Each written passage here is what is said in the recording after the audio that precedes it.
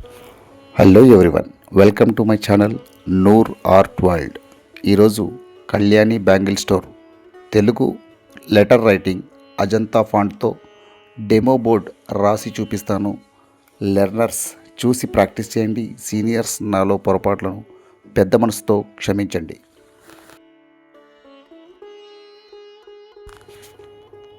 నేనెప్పుడు బోర్డు మొదలుపెట్టిన బార్డర్ కోసం ఓ స్ట్రైట్ లైన్ వేసి దాని ద్వారా కొలతలు పెట్టుకొని ప్రారంభిస్తా.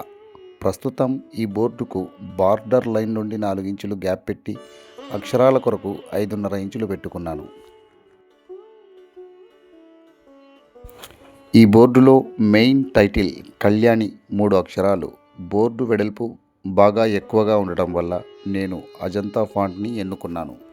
మీరు ఈ అజంతా ఫాంట్ రాయాలనుకుంటే బోర్డు వెడల్పు దృష్టిలో పెట్టుకుని రాయడం మంచిది. నాకైతే అజంతా ఫాంట్ రాయడం అంటే చాలా ఇష్టం.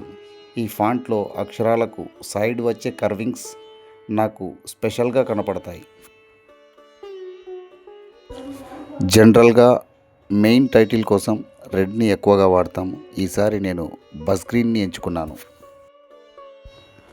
ఈ ఫాంట్ రాసేటప్పుడు ముందుగా నార్మల్ రౌండ్ లెటర్స్ రాయండి. కాకపోతే అక్షరానికి గ్యాప్ కాస్త ఎక్కువ ఉండేలా చూసుకోండి.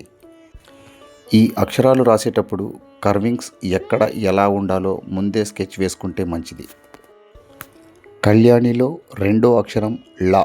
లాను మీరు ఎలా రాసినా ఇది కాస్త తేడాగానే ఉంటుంది. నేనైతే ఈ అక్షరం రాసేటప్పుడు లాలోని కింది సున్నా కంటే పైనున్న సున్నా కాస్త ముందుకొచ్చేలాగా, కింది సున్నా కంటే కాస్త చిన్నగా రాస్తాను. అలాగే లాకు వచ్చే దీర్ఘం కూడా చాలామంది అయితే కింది లైన్ వరకు తీసుకుంటారు, లేదా పై లైనుకు మరీ దగ్గరగా తీసుకుంటారు. నేనైతే ఇలా సెంటర్ లైనుకు కాస్త కిందికి వచ్చేలాగా చూసుకుంటా.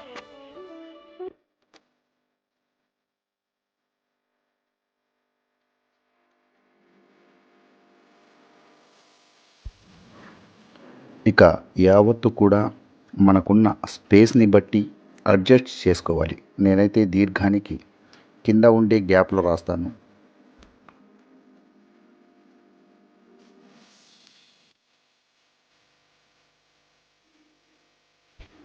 చివరగా రాసే అక్షరం నీ కూడా మీరు నార్మల్ లెటర్ కంటే కాస్త వెడల్పుగానే తీసుకుంటే మంచిది.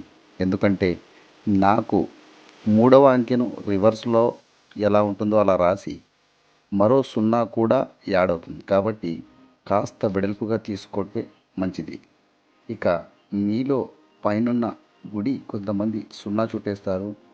నేను ఇలా 9వ అంకెను ఉండేలా చేస్తాను.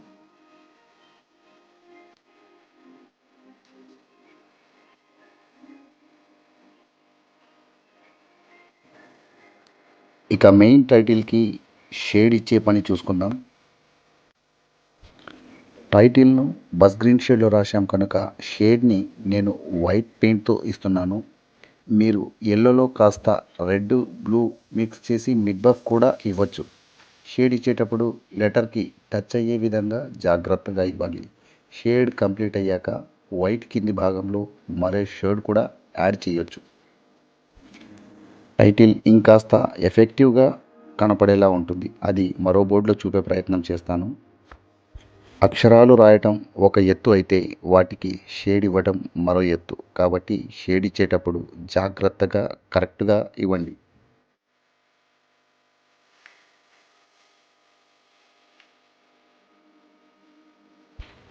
మెయిన్ టైటిల్ కింద రాయాల్సిన బ్యాంగిల్ స్టోర్ కొరకు బ్లూ లైన్తో లైన్ వేసి టైటిల్ నుండి 6 ఇంచులు గ్యాప్, అక్షరానికి 2.5 ఇంచులు పెట్టాను.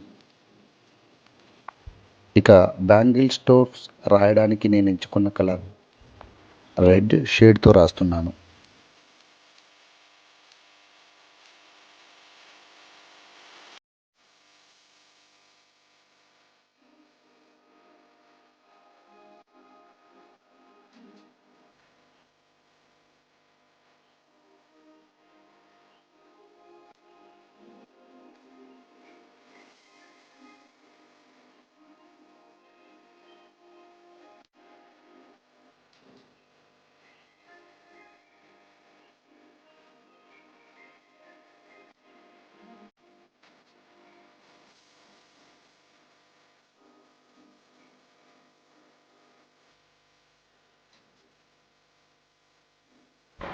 ఈ రెడ్ షేడ్లో రాసిన బ్యాంగిల్ స్టోర్స్కి కూడా నేను వైట్ పెయింట్తోనే షేడింగ్ ఇస్తున్నాను.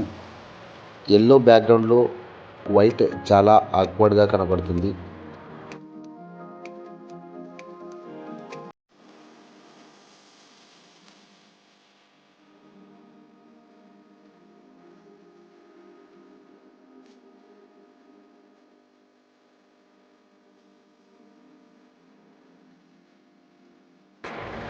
రైటింగ్ అంతా కంప్లీట్ అయ్యాక మెయిన్ లెటర్స్కి కాస్త మెరుగులు దిద్దే పని పెట్టుకుందాం.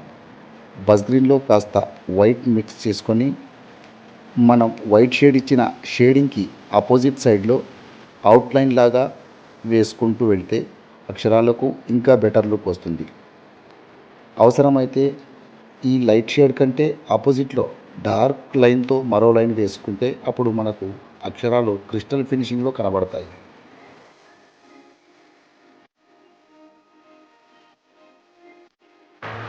నా ఈ వీడియో మీకు ఇన్ఫర్మేటివ్గా అనిపిస్తే వీడియోను లైక్ చేయండి, షేర్ చేయండి. మర్చిపోకుండా నా ఛానల్ను సబ్స్క్రైబ్ చేయండి. మరో వీడియోలో మళ్ళీ కలుద్దాం. బాయ్.